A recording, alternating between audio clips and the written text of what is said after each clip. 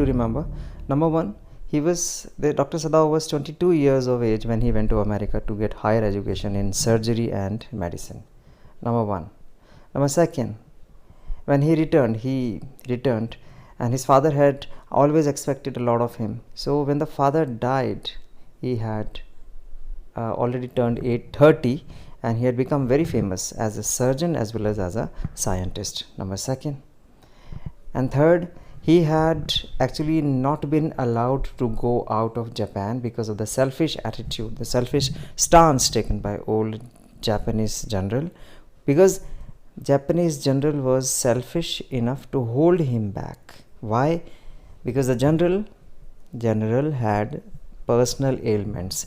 He himself needed operation from a certain medical condition. He was being treated medically by such a skilled surgeon as Sadao. So he would never allow him to go abroad to treat other soldiers, the Japanese soldiers. So number third, the selfish general. Actually, as the story goes ahead, towards the end of the story, in fact in the second half of the story, the general will prove himself as well to be selfish and not as a very good patriot. Turns out that he comes across as a very, very selfish man. Next up, you need to know something interesting. The staggering figure. The staggering figure is that of this soldier, the wounded US enemy soldier, US Navy soldier actually. So in those days, you must remember, this story is set in the backdrop of the World War II probably. Yes, because Japan was at war with America. Japan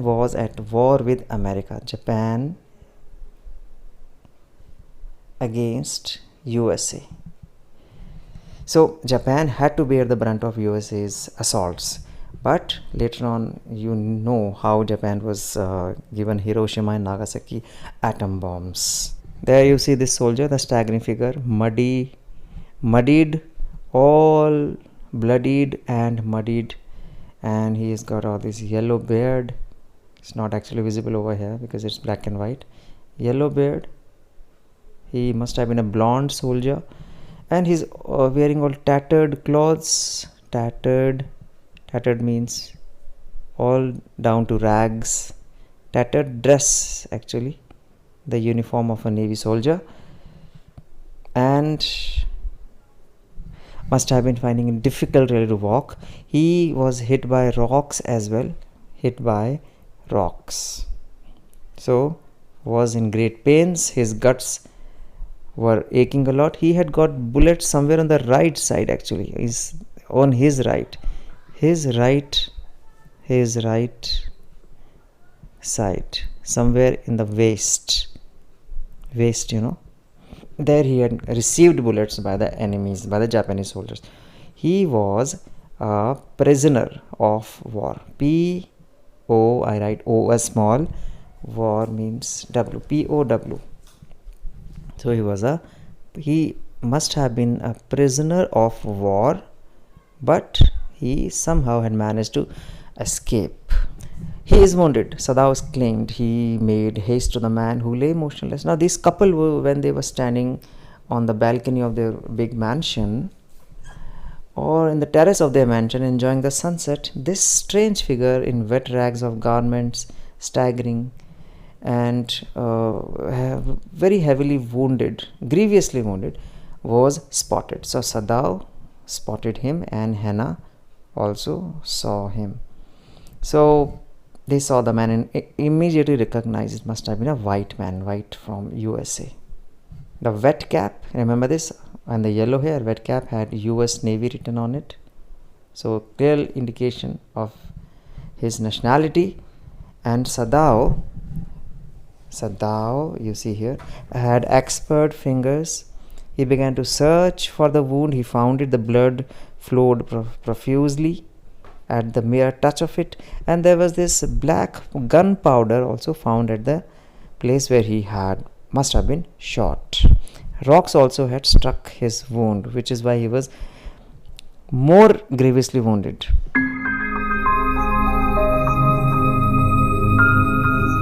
And now the couple decide as to what should the best thing to be done to this man. First instance was to throw him back into the sea. He being an enemy, Hannah agreed, couldn't agree more.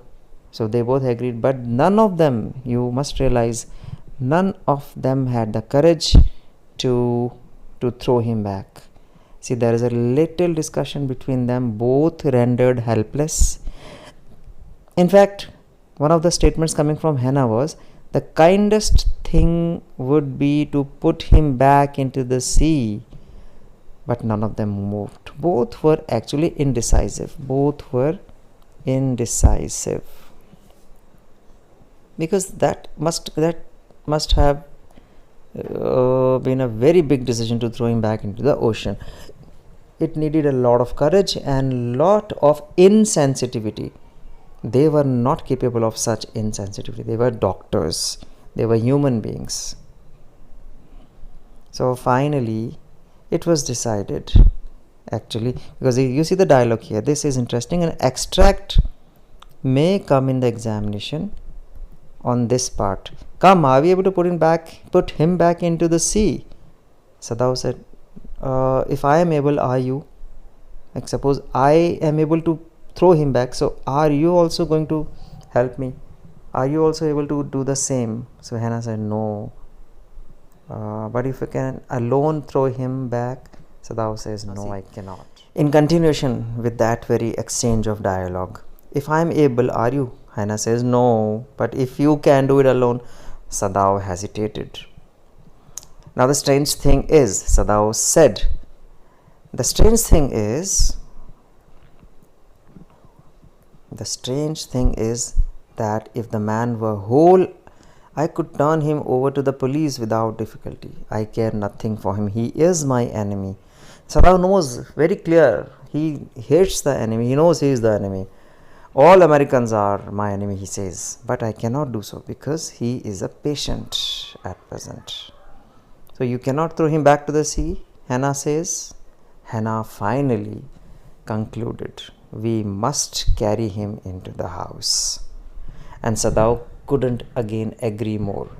Both together decided, because both were indecisive. They came to a conclusion that could be the only thing that they could do. So they must carry them into the house.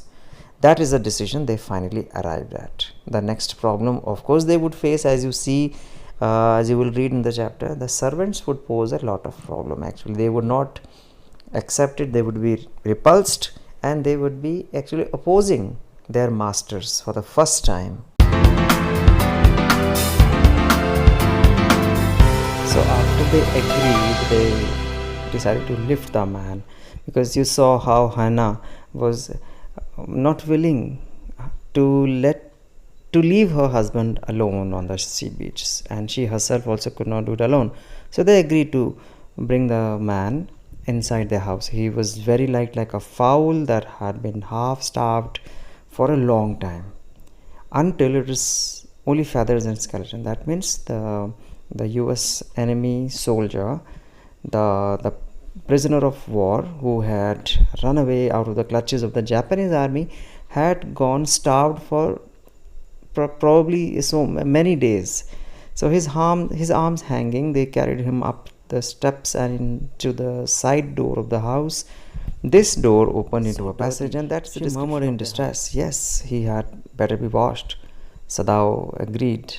If you will fetch hot water, I'll wash him. I cannot bear for you to touch him, she said. We shall have to tell the servants he is here. I'll tell them now. She can leave the children for a few minutes and she can wash him. Now here lies the concern of the wife towards the husband. So Sadao considered a moment. Let it be so. You tell Yumi. Who is Yumi? Yumi is the maid servant of the house, and she has served their household for generations. In fact, Sadao's father also was served by her, and the gardener as well, one of another servants. We'll see how Yumi and other servants do not help them.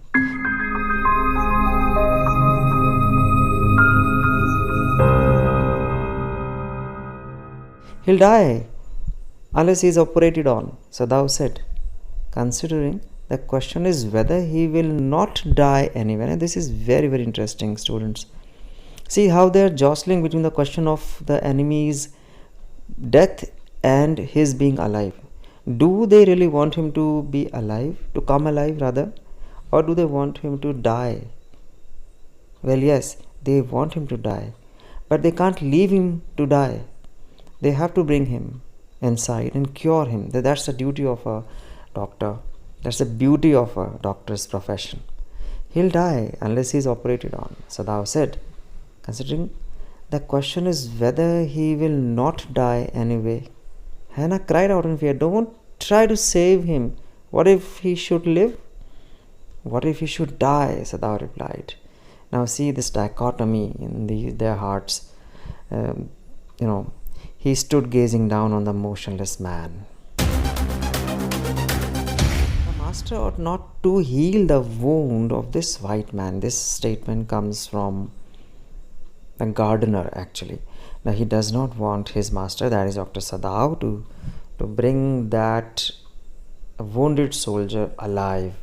He wants him to be left to die on the at the mercy of the oceanic waves. The cruel waves of the ocean will kill him, because that's exactly what the nature wants,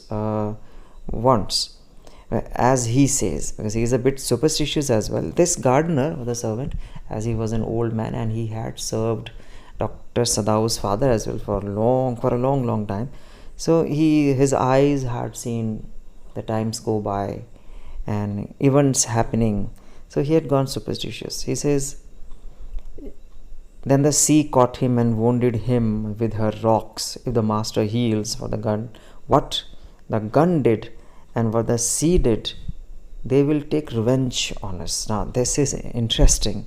He says the sea would take revenge on them. This is but natural, considering the geography of Japan. Japan is a country surrounded by sea, so naturally they would have many superstitious beliefs, and some of the cultural beliefs also coming out of it, that the oceans they worshipped and oceans they feared as well. So the waters would take revenge on them, the sea would take revenge on these Japanese if they heal and cure their enemy, the gardener says. Then she went over to the white man. Now these are some excerpts I have brought in for you, the different dialogues by the different characters, and these are the beautiful dialogues actually, which would lead you to the substance of the story, students. That is why I handpicked them for us to understand and discuss on. Then she went over, this is about Hannah. Then she went over to the white man.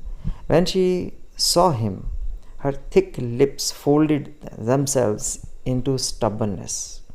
Now, whose stubbornness is being talked about here? Yes, this is Yumi's stubbornness. A question might come, an extract might come in the examination for the very, very short answer type questions or the MCQs. Who said it, whom, to whom, and in what context? Why? I have never washed a white man, she said, and I will not wash so dirty a one now. Hannah cried at her severely. You do what your master commands you.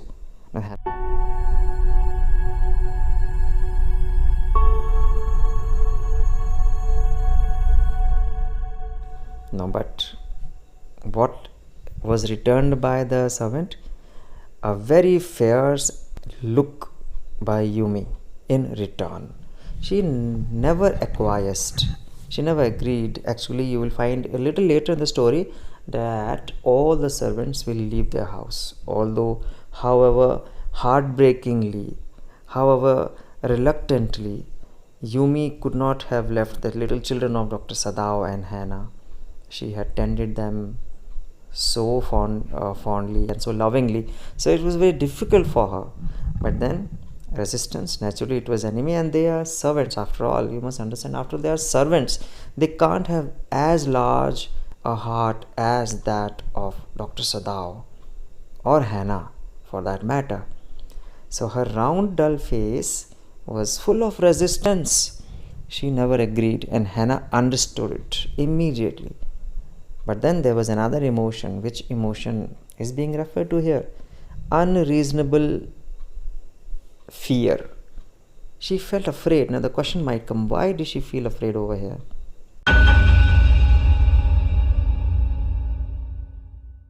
Very well. She said with dignity. You understand? We only want to bring him to his senses so that we can turn him over as a prisoner. And that is a clarification that Hannah gives to Yumi.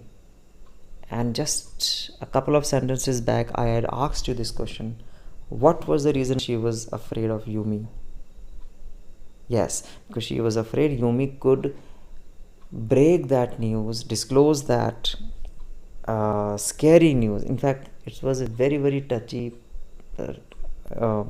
sensitive affair when an enemy was harbored or given shelter in their own house. A US enemy, American enemy in a Japanese household, and particularly so responsible a person as Dr. Sadao sheltering an enemy. If that news became public, then this couple could have been arrested. So she feared naturally. His fear was but natural.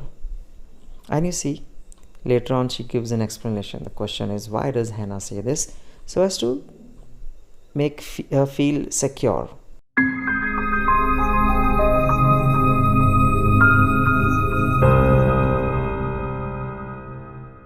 Stupid Yumi, she muttered fiercely. Is this anything but a man? And a wounded, helpless man. And like I wrote it in blue ink, Hannah seems to have a doctor's eye finally. Yes, finally. Because in the beginning, Hannah was reluctant, although she brought the wounded soldier a potential risk to their lives, and naturally it was a risk to Hannah's and Dr. Sadao's life as well. What if he really came back alive and he sprang back upon them and killed them? Then another was, they could be termed as traitors. Deshdrohi, for having sheltered an enemy. But now you see the changing stance. When she got so angry on Yumi, her servant, her anger was based on a reason. She felt that Yumi's resistance or Yumi's reluctance to clean the body of the soldier was absolutely baseless. She wondered why Yumi could not think the way they thought. She wondered why Yumi could not see a man in the enemy. And she wondered why Yumi could not see this enemy soldier as not as an enemy but as a wounded, helpless man. There comes the empathy, the humanity. It awakens, it blossoms out of her heart thanks to Hannah's resistance. She kept on washing him. Now who is this she? This is Hannah. Finally she had to wash her body out of naturally thinking of Hannah and getting angry on her, and then coming to the job at hand. She had no other choice but to wash him until his upper body was quite clean, but she dared not turn him over. Where was Sadao? Now her anger was ebbing and she was anxious again, and she rose, wiping her hands on the wrong towel, absent-mindedly of course. Then, lest the man be chilled, she put the quilt over him. Now, that quilt, ye rajai, choti si. Hannah went to the sea. That is what I was referring to. A little while ago, Hannah had gone to the wall cupboards and slid back a door and took out a soft quilt. And there was an amount of course, hesitation in that act of hers, because she never wanted flowered silk and lining and pure white silk. That quilt made of pure white silk to be used for such a dirty and ugly man, their enemy.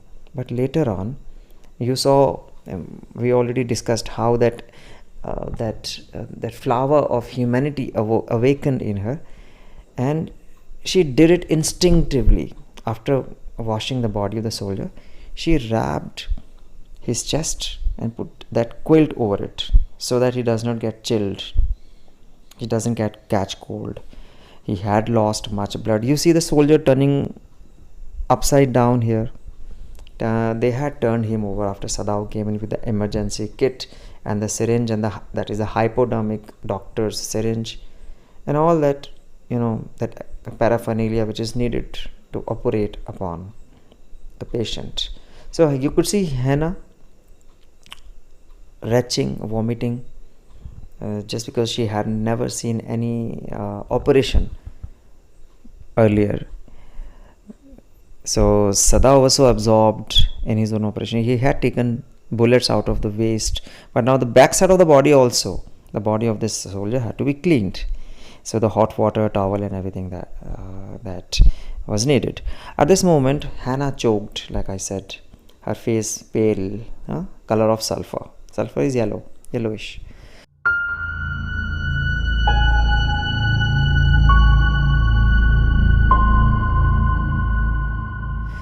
Groan if you like. I'm not doing this for my own pleasure. In fact, I do not know why I am doing it. Now this was a little later, when actually 15 days were still to go before the soldier could stand up on his feet. So let's say about 7 to 8 days later, or probably during the course of his getting healed, he had come in, and in the morning, when the scars on his neck, the soldier's neck, and the bruised scars where he had been tortured by the Japanese army, and the wound that was cleaned, and the medication that was done upon him, and the operation that was done, so all that caused a lot of pain to him. So he groaned. But Sadao says, groan if you like. I'm not doing this for my own pleasure. In fact, I don't know why I'm doing it. This is interesting. I do not know why I am doing it. So he was still uncertain, but somehow his heart goaded on and on. Sadao's heart dictated him to operate upon him, to tend to him, to care him. He hoped anxiously that this young man had not been tortured. And that's exactly what I was talking about a little while ago. Red scars on his neck. This means he had been tortured as a prisoner of war.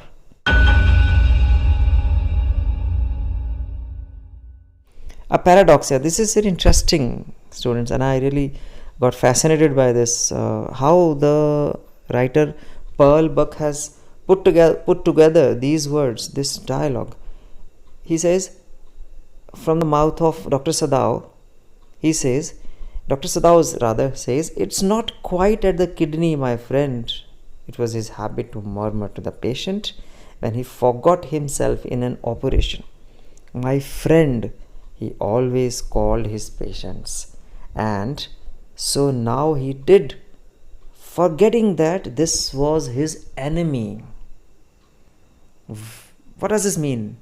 This means here is Dr. Sadao operating upon the soldier, and now actually whenever he operated upon some patient, irrespective of the patient being in his conscious state, or whether the patient was numbed into an unconscious state, whether the patient was dreaming or whether he was wide awake to realize what was being done to him.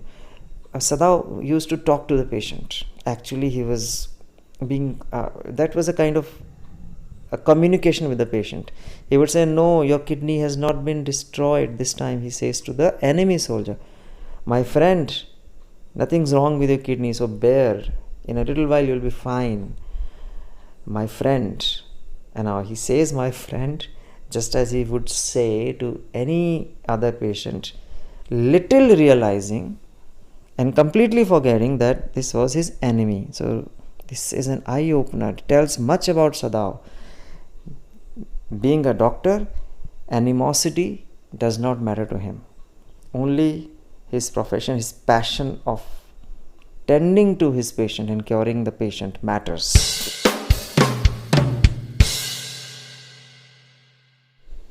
Now this is very interesting.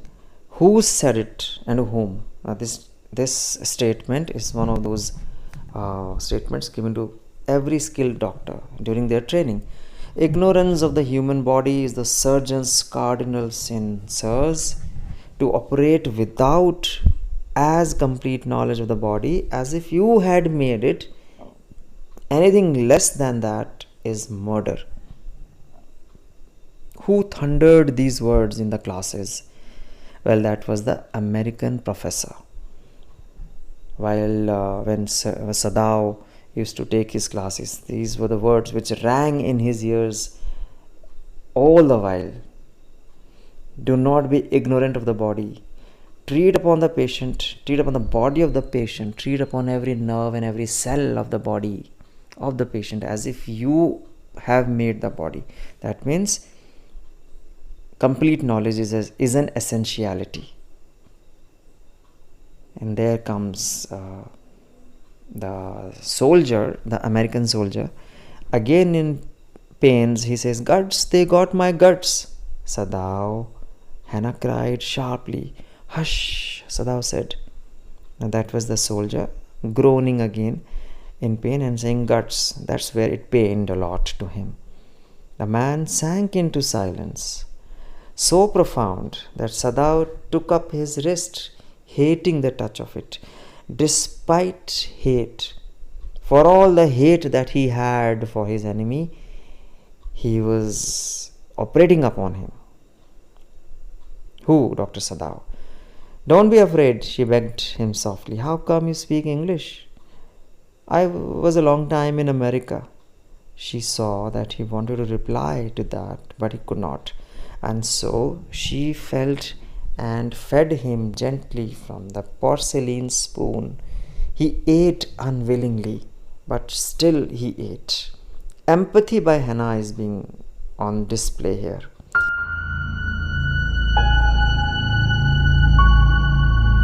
She is slowly developing that empathy, not for the enemy, but for the man that he is. "Don't worry, you will be strong again," she says. Now here, this actually is the soft side of the soldier, the human side of him, and he is naturally afraid of the Japanese doctor and his wife. He says, "What are you going to do with me?"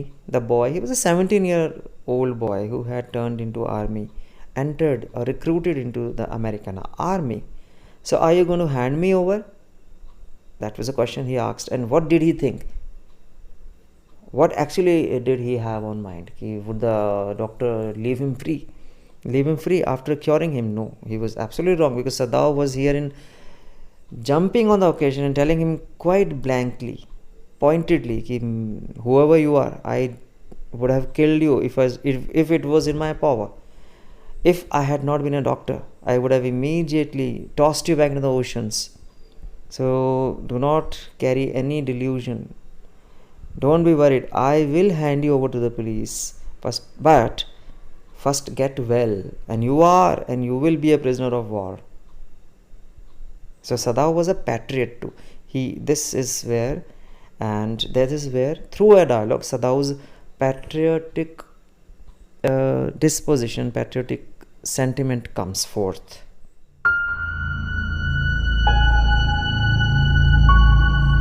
Now another statement by servants. One of them says something to which Sadao disagrees, and his wife also disagrees. He says, "Why do they say all this? Americans are our enemies, and I have been trained not to let a man die if I can help it."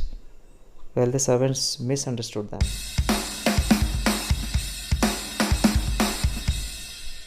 Naomi, again, who was a very vehement, very, very resistant voice in the whole house, she said, "What will be their fate if their father is condemned as a traitor?" Now, whose fate is she talking about? The children's fate, the children of Dr. Sadao and Hannah.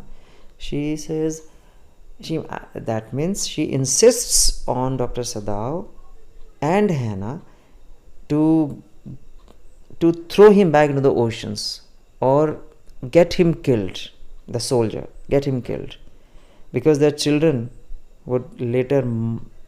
might later repent that their father was a traitor. Traitor means Deshdrohi.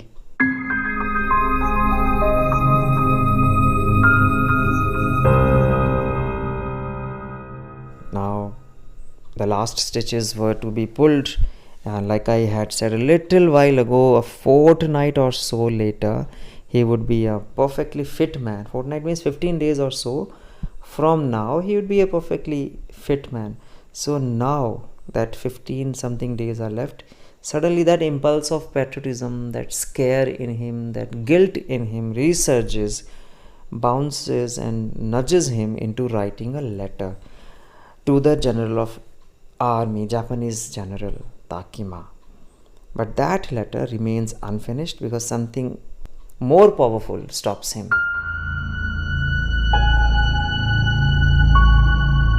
to deliver and complete the letter and deliver him. No, he does not complete it. And what is that more powerful thing? That instinct of a doctor within him to first cure the soldier and then hand him over to the Japanese general. Why is it we cannot see clearly what we ought to? Hannah asked the Dr. Sadao. Even the servants see more clearly than we do. Why are we different from other Japanese? Now, why does Hannah say this? Supposing this extract comes in, what would you say? What would you write there? Even the servants see more clearly than we do. You know, this is a very interesting thing. Servants are clear in their hatred.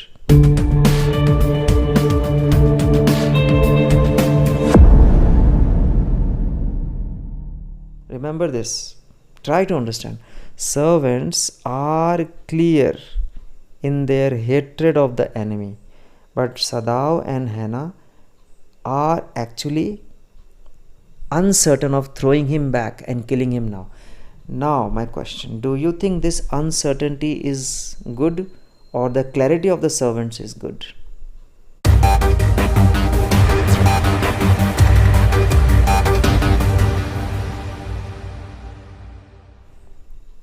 Yes, sometimes clarity is not so good. This is the paradox again over here. The uncertainty of Dr. Sadao is because of a greater voice within him, the inner conscience of a doctor, which is far, far heavier, far deeper, far more potent and far more powerful than the voice of a patriot. But remember, after some time we will see Dr. Sadao fulfilling the responsibility of a patriot as well. You are to come to the palace, and it is at this point that Dr. Sadao decides, because this happens 7 days after he had left that unfinished letter in his secret drawer in his house. He could not write the whole letter to be handed over to the general. But now, almost 7 days later, 15 days had not yet gone over. 7 days later, a messenger from the old general came to him, asking him to meet the general, and which causes shivers in Hannah. Hannah naturally was scared. That fear in her of getting arrested for having sheltered the enemy resurged back. That was the fear which is why she expected something more to coming out of the messenger. But messenger simply said, "Come on, your general has asked you to meet him. He is in pains again." So that's where I would like to give it a little halt over here. We will meet in the next video on how does he really succeed in balancing his patriotism, honoring his patriotic feelings along with the feelings of being a doctor. Thank you.